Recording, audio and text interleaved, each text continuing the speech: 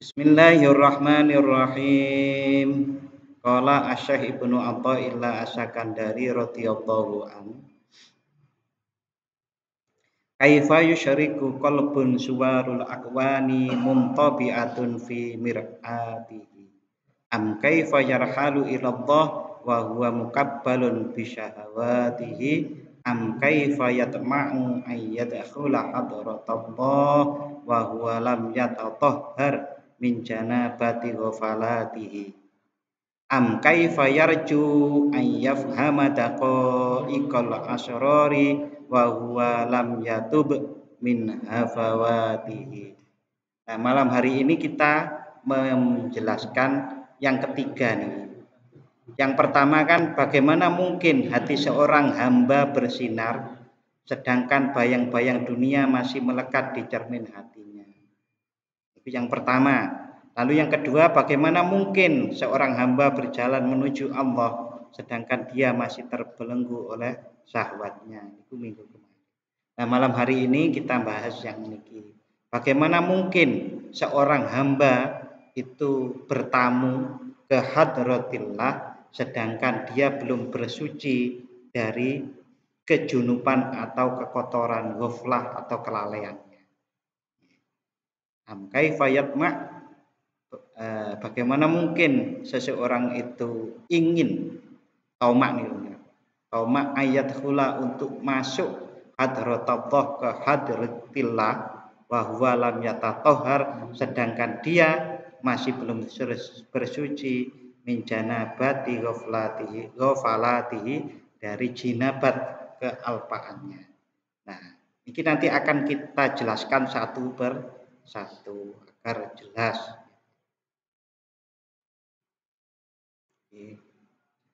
Am kaifa yatma'u ayyadakhula, atau bagaimana seseorang itu berkeinginan untuk masuk. Kalau tadi diterjemahkan menjadi pertamu ya. Dalikal qalbu, yang masuk itu apa? Hatinya. Masuk kemana? Ke hadratallah, ke hadirat Allah.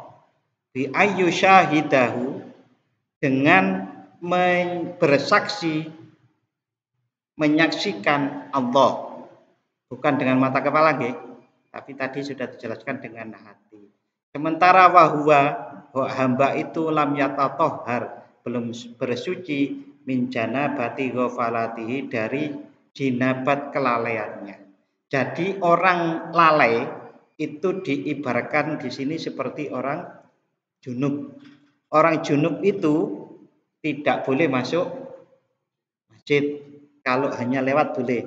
Niki rencang-rencang asrama kalau habis mimpi basah lebih baik lewat yang sana aja. Tapi di sini udah ada kamar mandinya ya. Kalau dulu kan di sini ada kamar mandi. Harus lewat luar. Walaupun melintas itu boleh, tapi tetap hati-hati lewat luar. Nah, orang lalai itu tidak boleh masuk ke hadratillah. Hadratillah itu apa? Nanti akan dijelaskan. Aimin ghafalatihi, kelalaian itu karena aimin ghafalatihi, sebab dari kelalaiannya asabihati yang diserupakan bil janabati dengan junub. Fakama yumna'u, sebagaimana dicegah al junubu, orang yang junub, min dukhulihi, dari masuknya dia al masjidah, ke masjid. Kadzalika, seperti itu, yumna'u, dicegah manis taulat, orang-orang yang menguasai.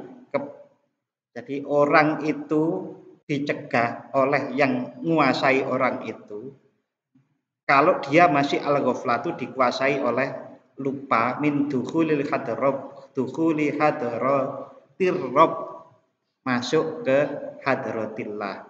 Kalau bahasa Jawanya di sini dimaknai pengayonane pangeran. Sekarang saya akan menyampaikan pelan-pelan. Yang pertama tentang dalil-dalil taqarrub ilallah. Kita kan sudah sangat biasa dengar taqarrub ilallah, mendekat kepada Allah. Di antara dalilnya niku sangat sering dibaca para imam. Wasjud waqtarib, dan sujudlah serta dekatkanlah dirimu kepada Allah. Ini surat Al-Alaq 96 ayat 19. Bapak, ibu-ibu dan saudara-saudari, di sini ada sujud. Sujud niku kan sholat. Tapi kok masih disuruh mendekatkan diri kepada Allah. Karena ini beda. Tidak setiap orang sholat itu adalah sebuah upaya untuk mendekatkan diri kepada Allah. Karena ada orang sholat itu karena lari dari neraka. Orang sholat itu lari dari neraka. Orang sholat itu mendekat ke surga, tapi bukan mendekat kepada Allah. Makanya ada dua kata itu adalah karena niku memang berbeda. Dan kenyataannya seperti itu. Biasanya kalau orang-orang yang masih muda umurnya juga muda spiritualnya atau jiwa agamanya, maka biasanya masih takut dengan neraka dan berkehendak kepada surga. Niku mboten salah, sekali lagi mboten salah. Tapi memang fase selanjutnya itu adalah orang selain sujud dalam rangka lari dari neraka, mendekat ke surga, juga mendekat kepada Allah. Dalilnya karena kata ini berbeda di sini. Dan ini dipertegas lagi di dalam Quran surat Al-Maidah atau surat yang kelima ayat 35. A'udzubillahi minasyaitonirrajim. Bismillahirrahmanirrahim. Ya ayyuhalladzina amanu taqullaha wabtaghu ilaihil wasilah. Niki nggih. Wahai orang-orang yang beriman, bertakwalah.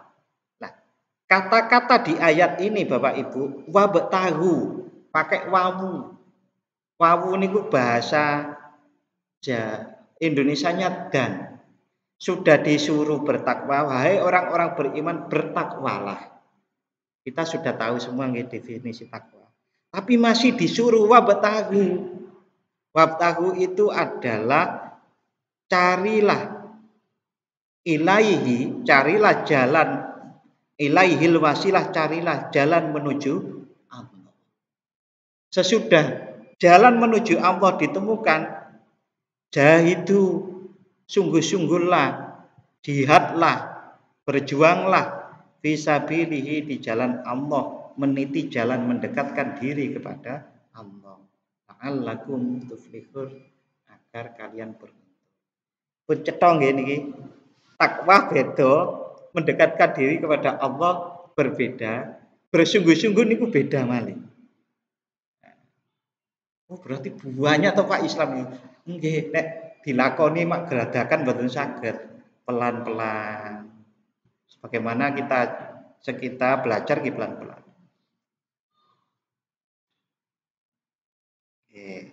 Berikutnya dalil dari hadis.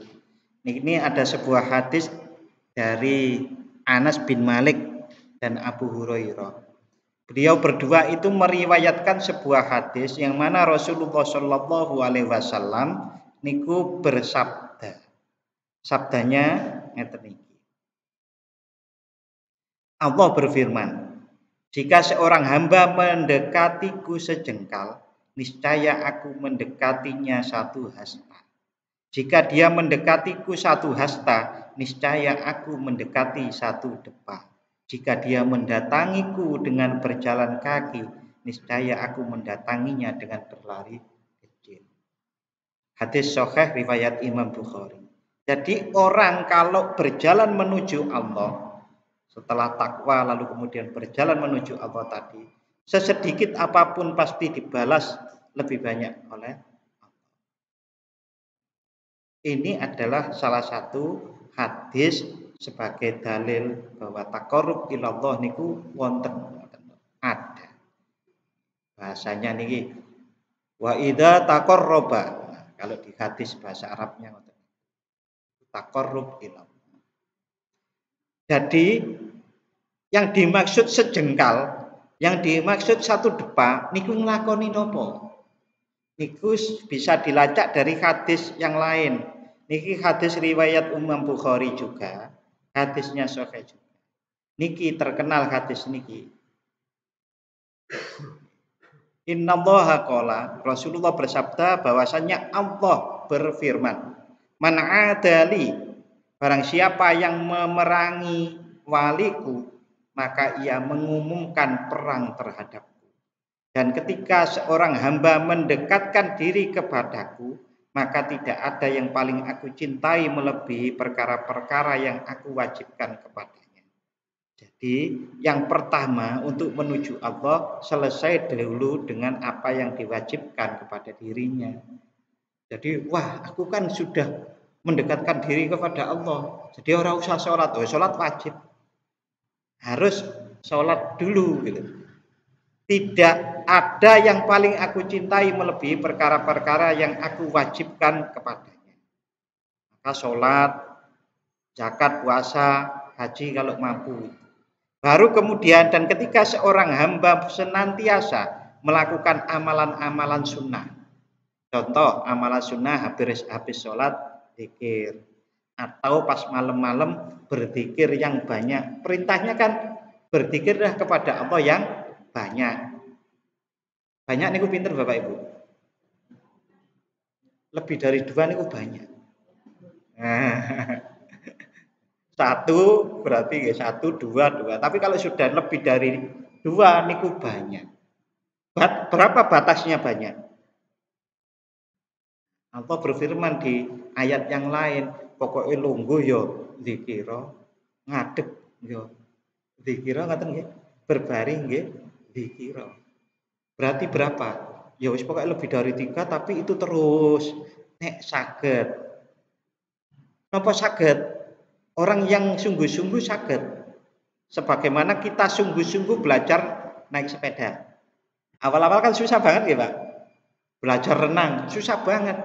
Tapi orang kalau mau berenang, mau tanding, kira-kira latihannya niku enak-enakan apa tenanan? Tenanan. Nah kalau kita mau pingin bisa berzikir banyak dalam keadaan duduk, berdiri, berbaring, latihannya tenanan. Latihannya tenanan niku pripun? Kalau orang mau latihan renang mungkin pagi sore. Nah, kita juga begitu, 2 kali lah sehari. Kita berzikir dengan tenanan. La ilaha illallah. Sambil di sini niku ingat-ingat di pikirannya, la ilaha illallah itu tidak ada Tuhan selain Allah. Lalu di hatinya niku nginget-nginget. Lain nggih, ingetannya otak, ingetannya hati. Gusti Allah maringi kemarin rezeki banyak. Oh, saya bersyukur. Jadi ingat Allah niku rasanya bersyukur. Itu kalau diulang 100 kali selama jenengan buktikan. Selama 5 menit paling tidak jenengan masih terbawa itu. La ilaha illallah itu terbawa walaupun sudah enggak bunyi la ilaha illallah. Maka kalau semakin kuat itu akan terbawa semakin lama lagi. Mirip jenengan sholat zuhur menuju asar. Kalau sholat zuhurnya itu khusyuk tenanan, maka selama menunggu asar niku eling mawon kali sholat, eling mawon kali amal. Bahasa yang lain kalau kita melempar bola dari zuhur ke asar itu kenceng, maka sampailah bola zikir itu ke asar. Tetapi kalau melemparnya nggak sampai asar, 5 menit udah zikirnya hilang. Habis sholat pengaruh sholatnya sampai hilang. Itu tergantung dari bagaimana kita berlatih. Caranya berlatih kalau sholat pripun? Dipahami makna-makna yang kita ucapkan di dalam sholat itu. Allahu Akbar. Allah Maha Besar. Nah, Niku kalau perlu diulang sebanyak-banyaknya. Allahu Akbar. Allahu Akbar. Allah. Allah. Nanti insya Allah Kak, Allah zikir niku kan enten cahayanya. Orang berbuat baik nanti akan dikasih kebaikan yang lain. Ditambahi ilmunya ngoten. Kalau kita tenanan nanti akan ditambahi. Ketemu-ketemu dengarkan satu lagu, kok lagunya tentang Allahu Akbar, dapat ilmu baru. Scroll TikTok, kok TikToknya ono yang menceritakan Allahu Akbar. Gitu. Akhirnya tambah. Nah, bukan dengan otomatis langsung bisa tambah ilmunya mboten, tapi sebab-sebab itu dihidangkan ke panjenengan. Entah lewat jalan apapun, bisa baca Al-Qur'an, bisa nonton TikTok, bisa ngobrol sama temen, itu akan hidangan tambahan-tambahan ilmu. Begitu caranya untuk lebih memahami apa yang kita katakan di dalam sholat. Nonton terus, sungguh-sungguh. Nah, setelah kewajiban ini lalu sunnah-sunnah. Dan ketika aku mencintainya, maka akulah yang menjadi pendengarannya. Saat seseorang itu sudah dicintai Allah, Allah mengasih kekuatan pendengaran kita itu melebihi pendengaran orang yang tidak dicintai Allah. Salah satu pendengaran yang dikaruniakan, kekuatan pendengaran yang dikasih kepada kita adalah kita lebih peka mendengar, umpamanya kita ngobrol dengan orang lain. Suaranya kok sedih. Padahal orangnya berlagak seneng. Banyak toh Pak.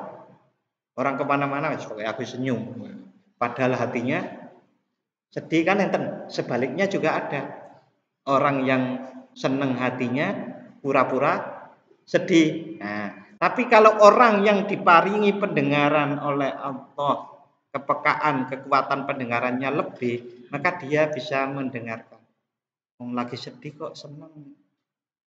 Kok beda ya antara yang ditampilkan dengan keadaan sesungguhnya. Nah, maka orang-orang seperti itulah yang kemudian bisa memberikan, biasanya kalau dicurhati advisnya cocok karena ngerti sak tenane ngoten lho Bapak. Itu biasanya orang-orang yang disebut wali-wali Allah. Kalau dan ketika aku mencintainya, maka akulah yang menjadi penglihatannya. Contoh, Bapak Ibu, mungkin sudah pernah saya ceritakan, ada orang yang melihat umpamanya makanan. Makanan itu enak. Dihias makanannya niku pun tempatnya resik, makanannya resik, tapi orang itu nggak mau makan. Karena dia dikasih penglihatan oleh Allah bahwasanya ini ternyata nggak halal. Barang halal, barang haram itu bisa karena zatnya, bisa karena ada sebab lainnya. Kalau babi, walaupun dibeli dari uang yang halal, tetap haram.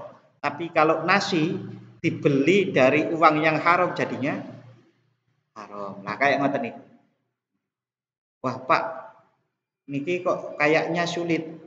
Kalau kita berproses bertakarub ilallah, insya Allah nanti kalau Allah berkehendak jenengan bisa mencapai makom keadaan seperti ini, dia akan merasakan. Dan biasanya kalau diceritakan ada larangannya Bapak Ibu. Orang yang seperti itu biasanya juga dilarang untuk cerita-cerita. Bahasanya niku wawaler. Wawalernya itu nggak boleh cerita. Biasanya orang seperti itu giring kalau bicara agar dia tidak tahu kalau dia tahu. Ngerti sih Bapak Ibu? Giring agar orang itu tidak tahu kalau dia tahu. Biasanya muter-muter gitu, tapi nanti ujungnya ke situ. Saya pernah Bapak ini Ibu. Ini pengalaman asli langsung saya. Orang yang saya temui itu giringnya begini. Saya itu punya teman. Teman saya itu investasi. 60 juta dan tidak balik ketipu. Investasinya tipuan. Saya kaget Bapak Ibu. Beliaunya itu cerita, teman saya ketipu investasi 60 juta. Padahal itu saya. Nah, saya kan nggak pernah cerita ke dia. Saya pernah ketipu investasi itu Bapak Ibu.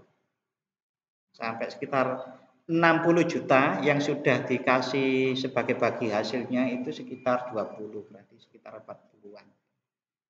Kok sampai angkanya itu kok sama gitu. Nah, ini pengalaman langsung. Dan dia tahu gitu.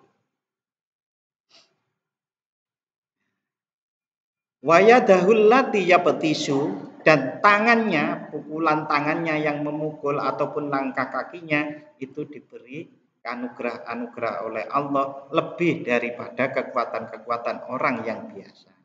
Jika ia meminta kepadaku berdoa, akan aku berikan. Jika ia minta perlindungan kepadaku, akan aku lindungi. Tidaklah aku ragu melakukan sesuatu yang mesti aku lakukan, seperti keraguan untuk mencabut nyawa seseorang yang beriman dan tidak menyukai kematian. Dan aku tidak ingin menyakitinya. Sampai Allah mohon tidak menyukai untuk menyakiti orang-orang seperti itu.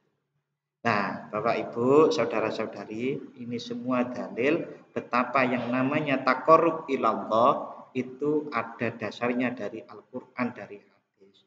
Dan itu berbeda dengan takwa.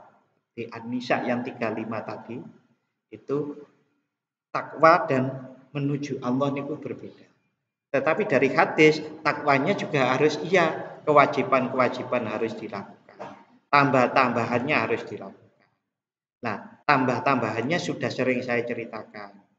Untuk memulai bagaimana Bapak Ibu membaca istighfar, bertobat kepada Allah 100 kali, membaca sholawat 100 kali, membaca la ilaha illallah 100 kali, membaca Muhammadur Rasulullah 1 kali. Berarti jumlahnya kalau di total 301. Kalau ada yang bertanya, apa harus 301?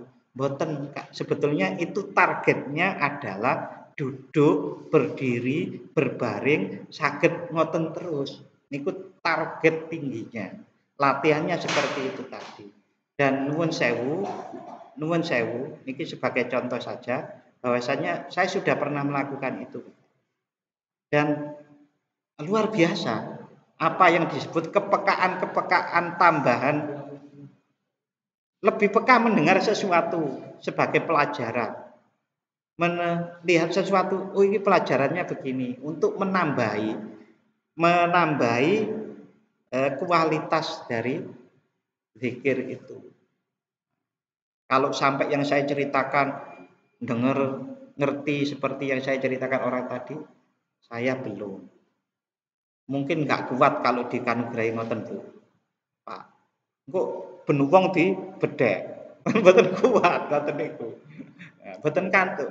Itu nanti kalau bisa gitu pun nggak boleh seperti itu. Harus muter-muter itu. Bapak Ibu rahimakumullah. Itu tentang taqarrub ilallah. Nah, kalau sudah taqarrub kepada Allah niku ujungnya kan semakin dekat kepada Allah. Sedekat-dekatnya kepada Allah niku dinamakan masuk ke hadratillah.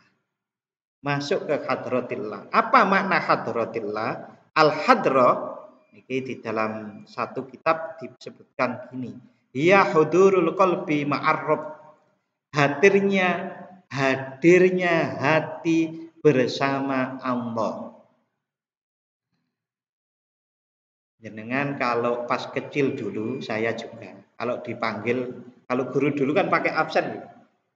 Lukman hadir kan ngoten. Maksudnya itu pas kita sholat, kalau di absen ngoten Allahu Akbar, terus malaikat yang absen, hadir enggak? Yo hadir fisike, tapi hatine enggak, kan saged toh. Nah, yang dimaksud itu hadir hatinya. Jadi ke masjid niku hatinya dibeto, mboten ditinggal. Ditinggal di mana? ditinggal di depan TV. Tadi filmnya apik banget masalahnya, ketinggalan di sana. Ketinggalan di mana? Ketinggalan di samping jemuran. Ini mendung ana jemuran. Atine di sana. Nah, maksudnya hadir itu betul-betul hadir hati. Hati, aktivitas hati itu Bapak Ibu adalah aktivitas seperti kita merasa senang, merasa sedih. Nah, itu hati, itu aktivitas hati. Maka kalau kita bersyukur, ya kayak gitu. Allahu Akbar bar oleh rezeki katamu. Allahu Akbar. Salat ini beda. Rasa syukurnya dibeto gitu. Hadir dengan rasa syukur, hadir dengan rasa bertobat, hadir dengan rasa harap, hadir dengan rasa takut, hadir dengan rasa malu. Ngoten niku maksudnya hadir. Semakin dekat, maka nanti akan menjadi yang hadir itu tidak hanya hatinya, hadrat hadratil qulub wa hadratul arwah wa hadratul asror. Ada 3 pembagiannya Bapak Ibu. Nanti kalau sudah bisa hadir hatinya, kalau Allah berkenan meningkatkan lagi, maka yang hadir niku ruhnya. Orang lain menyebut ada yang lain bukan ruh tapi fitrah. Karena yang di dalam ruh, menurut satu pendapat, di dalam ruh itu fitrah bertauhid. Ada yang hadir itu adalah asrornya. Kita, nuwun sewu, kita bahas hadratil qalbi mawon. Karena sing ruh niku bisanya hanya dialami sendiri-sendiri. Kalau orang Jawa dulu bilang lakonono kanthi laku engko lak ngerti. Alami sendiri. Jadi yang bisa kita bahas itu bagaimana tadi pengalaman hati kita itu menghadir di hadapan Allah dengan rasa syukur, rasa taubat, rasa minta ampun, rasa malu dan seterusnya. Itu hadir. Nah, Bapak Ibu, di hikmah tadi diceritakan bahwasannya orang yang lalai itu adalah seperti orang junub. Ini ada di dalam Al-Quran surat An-Nisa atau surat yang keempat ayat 43. Wahai orang yang beriman, yang artinya wahai orang yang beriman, janganlah kamu mendekati sholat ketika kamu dalam keadaan mabuk. Orang mabuk niku mboten ngerti napa-napa. Koyoke ngerti tapi ngawur. Sapa iku jenenge sendiri mawon bisa lupa. Mana rumahmu? Yang diiling rumah yang dulu pertama dibeli, bukan rumah yang kelima. Berarti wong duwe omah 5. Umpamane ngoten kan gitu. Itu bahkan kata-katanya sendiri orang mabuk niku mboten paham. Sakniki kalau jenengan sholat lalu Allahu Akbar lupa dengan maknanya Allahu Akbar. Berarti kan tidak paham dengan apa yang dikatakan tuh. Sama dengan mabuk betul. Maksudnya niku. Jadi orang niku sholat tidak hanya ini makna batinnya. Itu orang sholat itu juga harus paham dengan apa yang dilakukan, apa yang dikatakan. Kalau al-mutadin insya Allah jadwalnya ngene mereka niku kuwatan ngaji terus insya Allah nggih pun dibahas tau ngoten-ngoten. Pemahaman seperti itu. Syukur-syukur niki hanya usul. Dulu umpamanya saya pernah di masjid dekat tempat saya. Saya fotokopi buku, saya bagi ke jamaah. Duitnya itu kok takmir tadi. Ya, karena banyak. Awalnya Pak takmir gitu. Ya belilah tafsir yang standar, yang tidak terlalu tebel gitu, lalu dibagi untuk dibaca. Lupa kan sudah banyak di internet, tetap beda, apalagi dikoordinasi. Nah, kita nanti terus kemudian betul-betul mencoba memahami Al-Quran melalui tafsir yang diberikan oleh para ulama. Nek sampun nggih nuwun sewu, nggih berarti sampun. Nek dereng tidak harus begitu. Kalau umpamanya diterima nggih baik sekali. Kalau saya karena merasa masih mampu menghadapi laptop dengan banyak data, dengan banyak kuota kayak ngoten niku, saya bahkan buku kitab saya yang fisik mawon jarang saya buka. Karena PDF-e pun kathah ngoten lho. Tapi kalau sepuh-sepuh biasanya dipakai gini terus niku arah dibedo. Mungkin karena kebiasaan sejak kecil. Nah, hatta ta'lamu sampai kemudian paham matakuluna apa yang diucap. Niki di sini dikutip wala junuban dan tidaklah orang junub itu illa abiri sabili hatta taktasilu kecuali sekedar melewati jalan saja sebelum bersuci atau mandi junub. Nah, di sisi yang lain yang disebut bahwa kealpaan lupa kepada Allah itu seperti orang junub. Niku tingkatannya pun tingkatan memang yang tinggi. Orang itu merasa salah kalau nggak sholat. Niku leres nih. Tapi ada orang niku merasa salah saat satu detik, bukan satu detik lah, 1 menit itu tidak berzikir. Berarti lalai gitu. Itu merasa salah. Karena apa? Perintah Gusti Allah itu berzikirlah sebanyak-banyaknya dalam keadaan duduk diam, duduk diam, duduk berdiri. Maka saat lupa dia itu merasa, ya Allah, ya Allah, saya mohon ampun. Perintahmu yang itu tidak aku kerjakan. Memang niku pun ya, sing alus-alus. Paling enggak dengan mengetahui seperti itu kita punya jangkauan ke depan. Oh, upaya-upaya ikhtiar kita itu menuju ke sana toh. Dan Bapak Ibu, wallahu a'lam, semoga bermanfaat. Insya Allah minggu depan akan kita lanjutkan yang keempat. Yang keempat itu adalah am kaifa yarju ayyafhama ikol asror. Nah, itu insya Allah minggu-minggu ini mulainya jam 8. Isyae jam setengah 8 kurang dikit. Oke, mari kita akhiri dengan berdoa. Nanti setelah berdoa kita bisa tanya jawab maupun ada yang menambahkan. A'udzubillahi minasyaitonirrajim. Bismillahirrahmanirrahim. Allahumma shalli wa sallim ala sayyidina Muhammad wa ala ali sayyidina Muhammad. Walhamdulillahi rabbil alamin. Allahumma ighfir lana dzunubana wa liwalidayna warhamhum kama rabbayana shighara.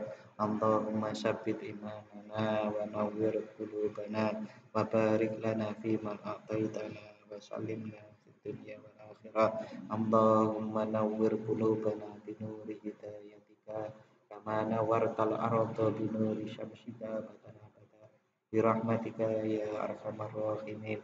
Allahumma khtim lana bi khatimati sa'adah waj'alna minal ladzina sabaqat lahumul husna wa ziyadah. Allahumma afriq alaina sabra wa tsabbit aqdamana wansurna 'alal qaumil kafirin. Rabbana atina fid dunya hasanah wa fil akhirati hasanah wa qina adzabannar. Wa sallallahu ala sayyidina Muhammadin wa ala ali sayyidina Muhammad. Subhana rabbika rabbil izzati amma yasifun wa salamun alal mursalin walhamdulillahi rabbil alamin. Matur nuwun, mohon maaf apabila ada khilaf. Wassalamualaikum warahmatullahi wabarakatuh.